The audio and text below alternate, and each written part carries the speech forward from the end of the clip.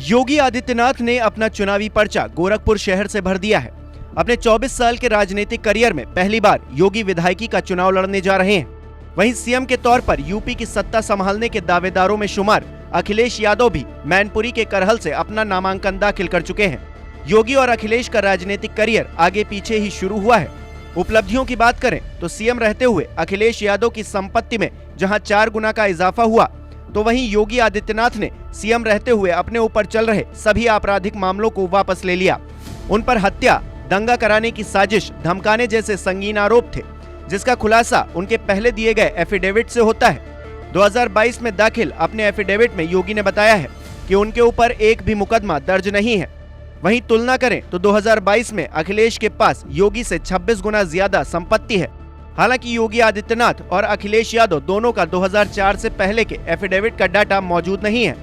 सिलसिलेवार तरीके से देखें तो 2004 में योगी आदित्यनाथ की उम्र 30 साल थी। उस वक्त योगी अपने बयानों के कारण हमेशा चर्चा में रहते थे। 2004 के लोकसभा चुनाव में योगी ने जो एफिडेविट दाखिल किया था, उसके मुताबिक उनके पास चल संपत्ति के नाम पर 9,60,672 रुपए ही थे। उनके पास एक रिवॉल्वर और राइफल भी थी, जबकि उनके प्रतिद्वंदी अखिलेश यादव ने जब 2004 में चुनाव लड़ा तो वो करोड़पति थे।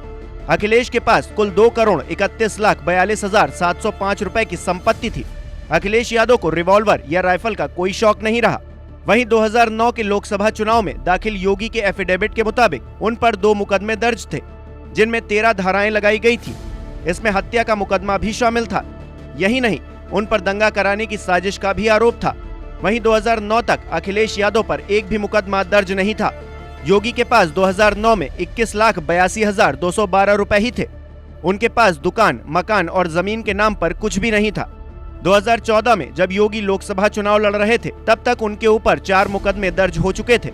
2014 में दिए गए ब्यौरे के मुताबिक योगी के ऊपर जानलेवा हमले का आरोप भी लगा था। वहीं अखिलेश यादव पर 2019 के लोकसभा चुनाव तक कोई भी मुकदमा दर्ज नहीं था।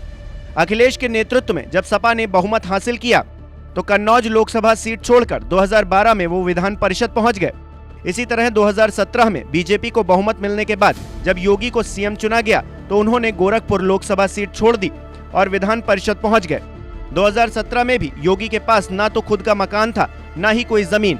हालांकि उनका गाड़ियों और हथियारों का शौक बरकरार रहा। योगी शुरू से ही गाड़ी और हथियारों के शौकीन रहे हैं। अपने खर्च के ब्यौरे में उन्होंने पहनने वाली ज्वेलरी का भी जिक्र किया है। 2004 में योगी के पास टाटा सफारी और टाटा क्वालिस थी, जबकि ज्वेलरी के नाम पर उनके पास कुछ भी नहीं था। 2009 में उनके पास टाटा सफारी और फोर्ड आइकॉन थी, जबकि कानों में पहनने के लिए 8,000 के कुंडल और गले के लिए 15,000 की चेन थी। इसके अलावा 10,000 की रिवॉल्वर 5 साल में 1 लाख की हो गई और 20,000 की राइफल 80,000 की हो गई थी।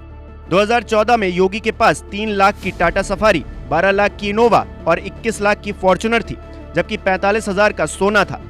2017 में योगी के पास 13 लाख की फॉर्च्यूनर और 8 लाख की इनोवा रह गई, जबकि 75,000 की ज्वेलरी थी। जबकि योगी का हथियारों का शौक बरकरार रहा।